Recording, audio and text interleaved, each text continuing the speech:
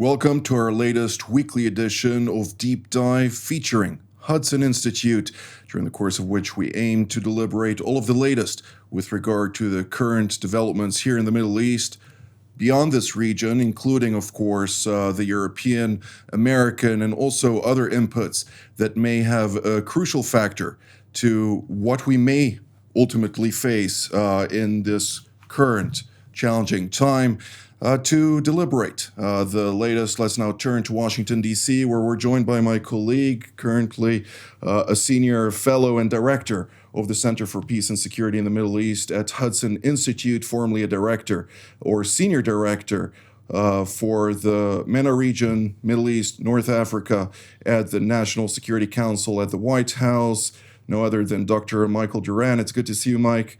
And I'd like to immediately start with a quote that you began with last time, and that is, the Americans pay lip service to Israel's self-defense, but the real policy of the Biden administration is to shut down the war. What has changed in the past 6-7 days since our last edition of Deep Dive? Well, good evening, Jonathan. Great to be with you and great to be with our guests, Uzi and Ezra. I've made an executive decision. We're moving to first names. You're always very formal here with the last names. We're all going to be on a first name basis today.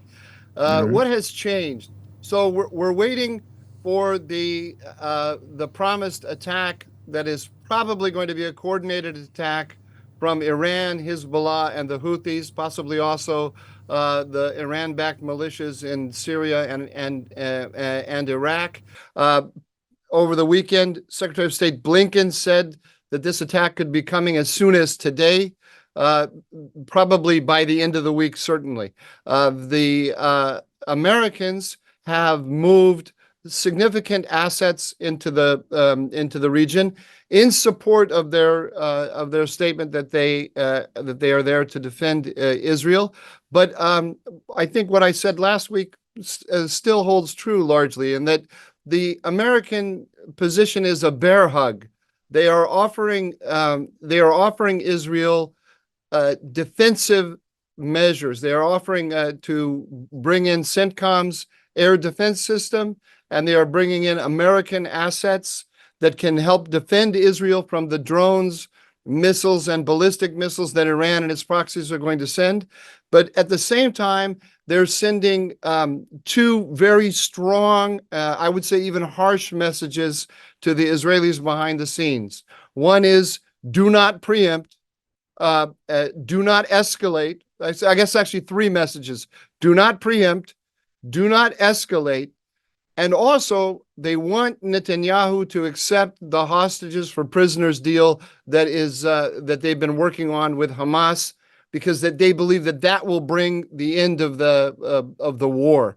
So you're getting this kind of mixed message from Washington at the same time that they're saying we defend Israel. We're putting very significant forces into the region to help defend Israel. They're also backgrounding the press about how angry Biden is with Netanyahu, and about how if Netanyahu or the Israelis preempt or escalate, then they will not be able to rely on the Americans in the war. And that's where I think we stand. Thank you, Mike. Let's now turn elsewhere here in Israel, where we're joined by Dr. Uzi Arad, formerly Israel's National Security Advisor, National Security Council Director, Mossad Division Chief, as well as at some point back in the day as a research fellow at Hudson Institute. It's good to see you, Uzi. I'd like to take this opportunity to immediately ask you also, what do you see from Israel's perspective, and what type of conundrum are we currently placed in vis-a-vis the Islamic Republic of Iran? Well, initially, yes, I must express my delight at being on this forum and with these colleagues under the auspices of the Hudson Institute. Well, things are precisely as Mike had put them when it comes to the American policy. And it is very true. I think some of us would have wanted a different American attitude, one which would be more assertive, one which would be more supportive, one which would be more muscular in trying to fight whoever the aggressors in this instance, which is an aggressor not only against Israel, but against America's allies and also against America itself and its interests. But the policy being what it is, and American policy is exactly as Michael put it, what are we to do with this? Should we ignore it? We cannot do that except at our own peril. Should we not take that into account? We may find ourselves alone. It would be not the lesser evil, it would be real evil. Should we argue publicly with the administration? Doesn't help much.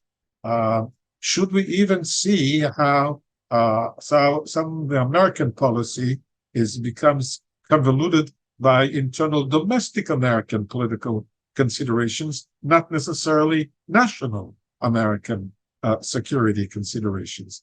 But all these are facts of life. I think that inevitably we must adjust our policies to the constraints of the situations as it is and try to perform best under those circumstances. So we have to put up a good defense. I don't think we can afford to preempt. And the thought has occurred to many. And this is not to say that in the future we may not seek to be much more proactive than we now are. But at this moment, when we are caught in difficulties from all over, and when we were caught by surprise and essentially not yet recovered from the problems inflicted by such situation, we have to move cautiously and do as best as we can under the circumstances, hoping that we could gather a further force and collect our abilities in such a way that we will end up winning that war and accomplishing the objectives we set ourselves to.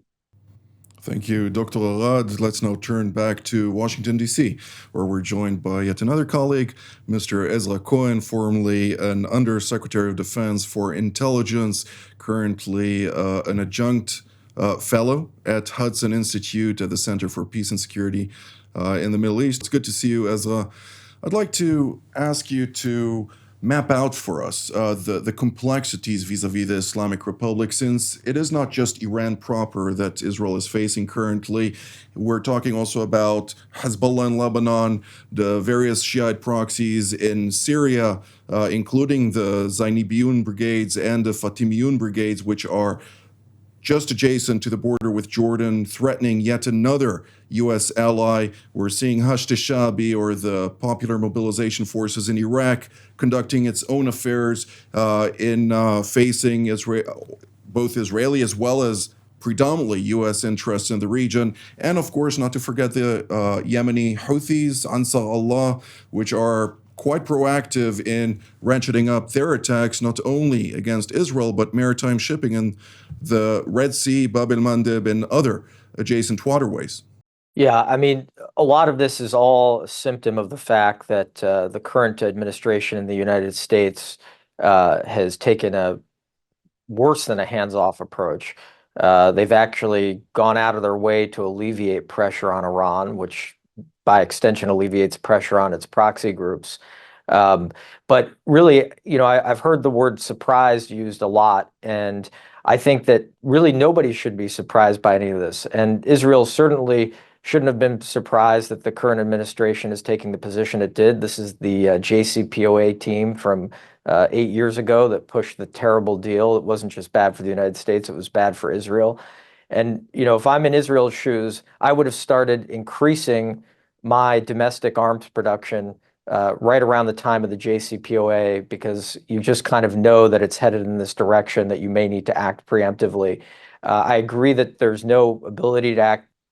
The ability to act preemptively here, I think, is extremely restricted, especially if the United States is not backing it, just given the fact that Israel does not have the independent force that it needs right now. But, to your original question, again, all of these groups are running on their own. They've been given completely free rein by the current administration. And, what we really need here is a regional strategy to get these groups back in the box. Mike, one of the key foreign policies of Iran is removing U.S. hegemonism from the region. That's how they put it in every possible, whether it is a funeral procession or just any other demonstration, you hear loud and clear the chants of death to America, of course, death to Israel. But ultimately, when we're coming down to it, an attack against Israel, from their perspective, is an attack against the United States. And when the United States is somewhat absent and constraining Israel from conducting a vital factor in defense, which is offense, it raises plenty of questions of where is America on its foreign policy? Well, Jonathan, I of course agree with the Iranian ideology, and to say that, or I think that the Iranian ideology is a pretty good guide to what their strategic goals are. They want to drive the United States from the Middle East. The Biden administration doesn't see it that way.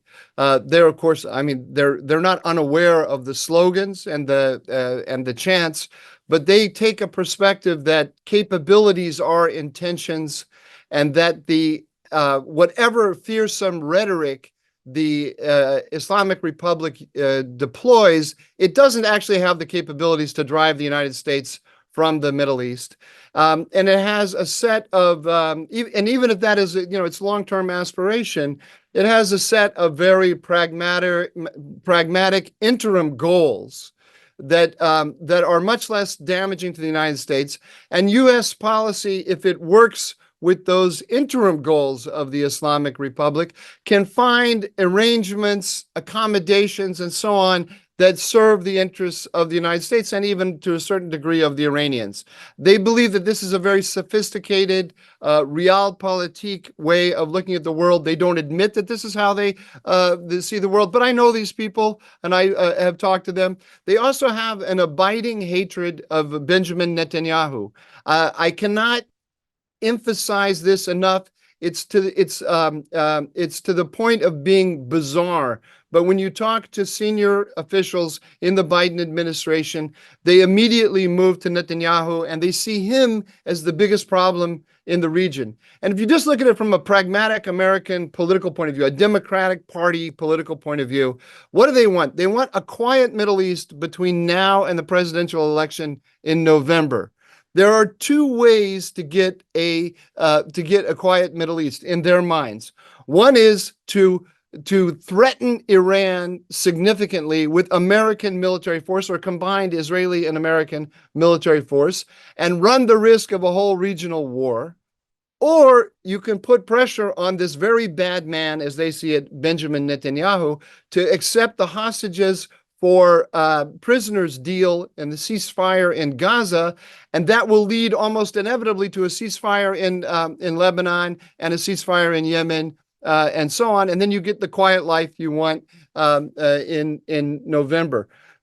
That's how they think about it. I think they're wrong, because what they fail to realize is when they publicly put pressure on the Israelis, as they've been doing, not to go into Gaza at all on the ground, not to go into Gaza City, not to go into Khan Yunis, not to go into Rafah, when they withhold weaponry, as they've been doing publicly in order to put pressure on Israel, when they back around the press this week about how unhappy Biden is with Netanyahu, they encourage Iran and Hezbollah to escalate against the Israelis.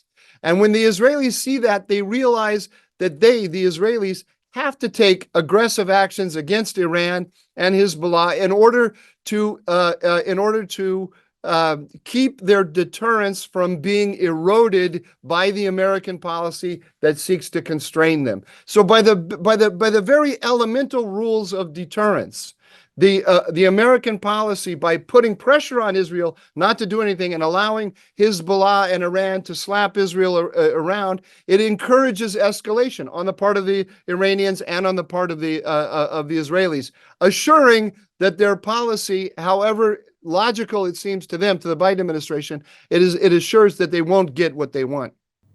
Thank you, Mike. Dr. Arad, we see in the last couple of days the stock market in Tehran falling, basically plummeting by 32% roughly, something that is indicative to prospects of wider escalation in the region, something that the Iranians are also trying to calculate how to withstand in the event that things confligure. How do you see the current state of play at a point where we are seeing an increased pledge by various actors also on the eastern flank of Iran, as well as the northern flank, coming to Tehran's aid, including Russian Defense Minister Sergei Shoigu visiting Tehran today, also with additional weaponry and systems to assist its newly acquired or recently acquired strategic ally, as well as Pakistan pledging to provide Iran also with ballistic missiles to confront Israel, and at that, the United States? Well, that is the distressing thing. And whichever way you go, you see the effects also that nothing succeeds like success. And once they've been successful in attacking Israel by surprise, and in so doing, destroying in effect Israel's deterrence for the moment, then the thing had its own dynamics, and you had a whole round of countries making their own calculations, and some come to the side of the Iranians, fewer coming to our side. And I think this will go on. But let me add something to what Michael said about this fixation with Netanyahu. It is true. It is true that so much of the discussion is couched in terms about Netanyahu.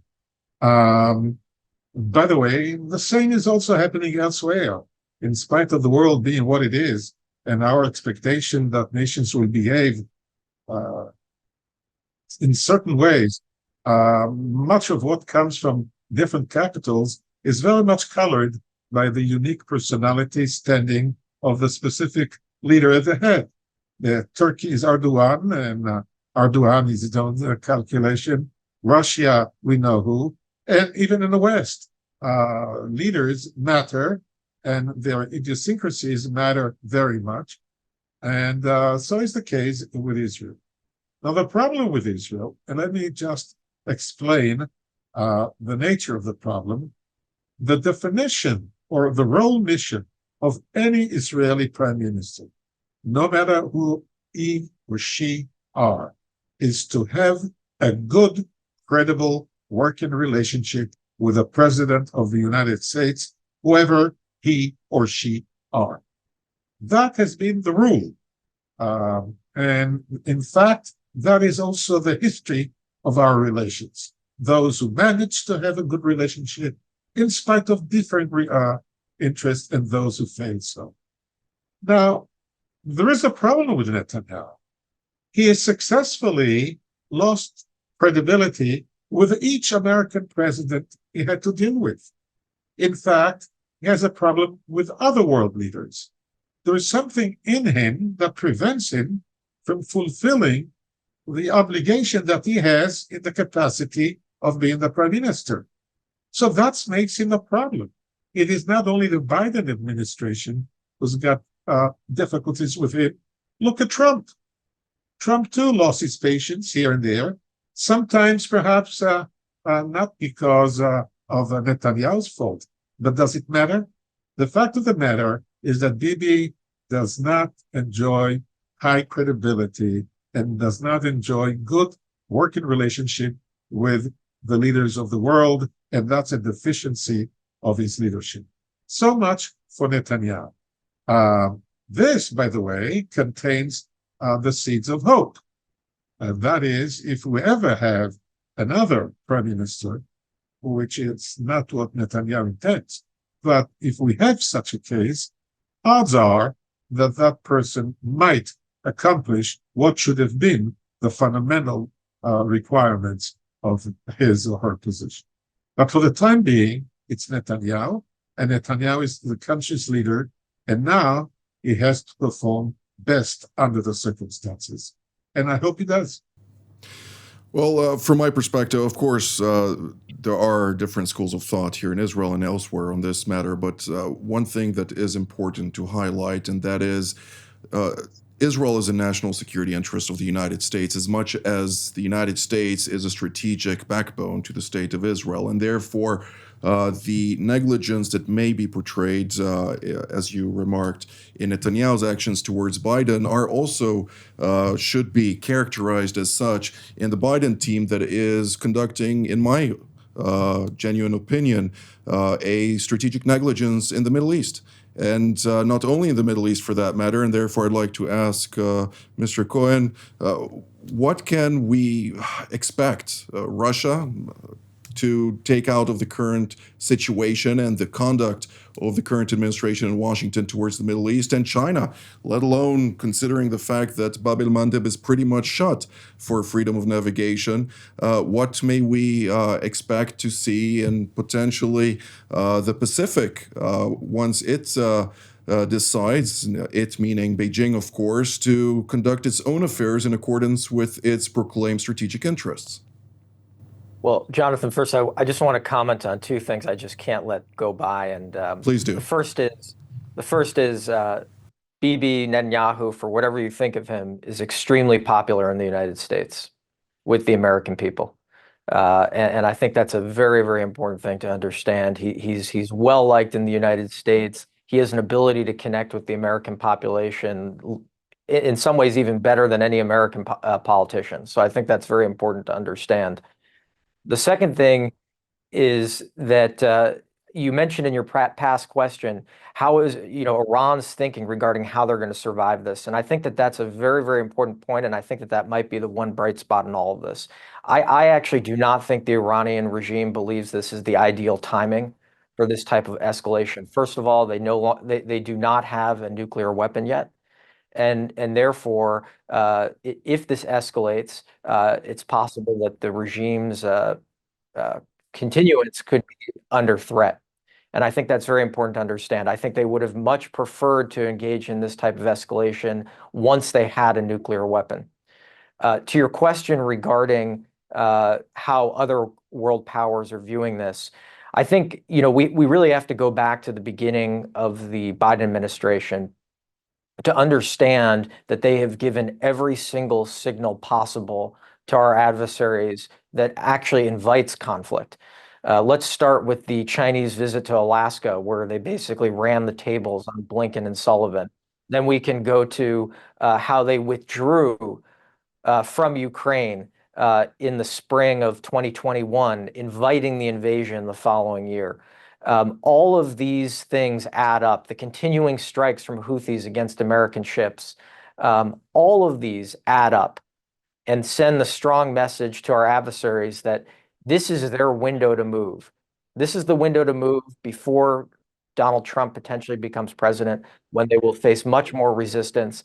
And so I think that's why you are seeing a lot of these groups take advantage. They think they have 6 months left to basically gain as much territory on U.S. interests as possible. I love the point that you highlighted, the meeting in Alaska when Wang Yi basically told Blinken, now we're near peer nations or peer nations, and let the strategic power competition begin. That is the right moment to start the decline of what we are seeing in the foreign policy of the United States. And unfortunately, because the consequences are dire, both for the Middle East, for Europe, for Australia, for all allies and partners who have interwoven their futures with that of the United States. But we're drawing near to the program, and I'd like to give each and every one of you the opportunity to have somewhat of an analysis. What are we expected for the next week ahead? Mike, we'll start with you, and please, if I may, keep it short. Just one point, and that is that we haven't said much about Hezbollah here.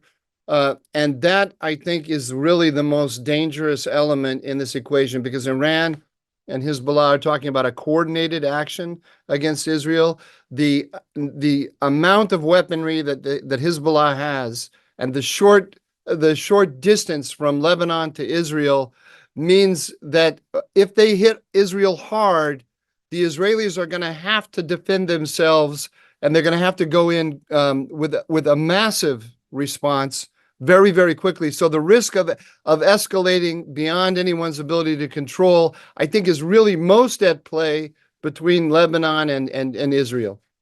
Very important indeed. Uzi? I think that's absolutely right. We are at a very, very fragile moment. This could easily develop into this dynamic. And the question is what we should do about it.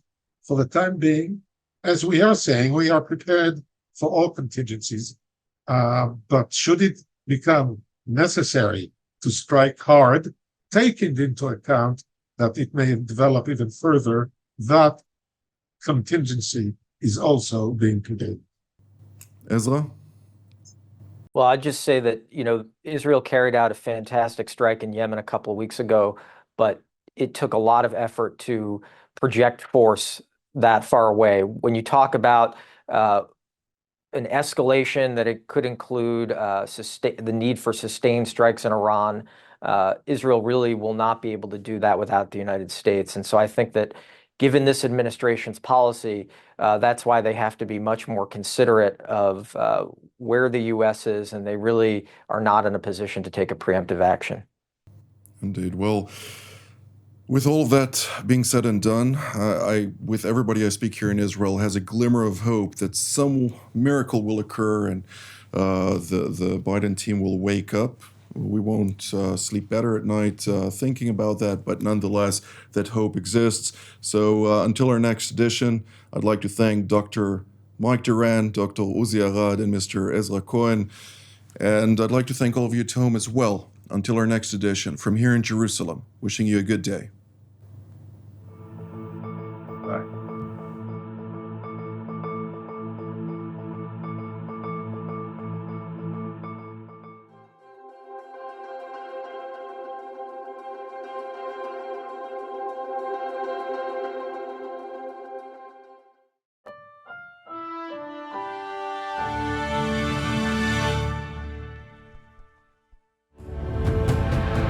The Middle East, home to the cradle of civilization, retains a reputation from time immemorial as one of the most complex, conflict-ridden regions of the world. A cluster of nations, religions, powers, and influences, Mideast intricacies pose conundrums to even the most astute individuals.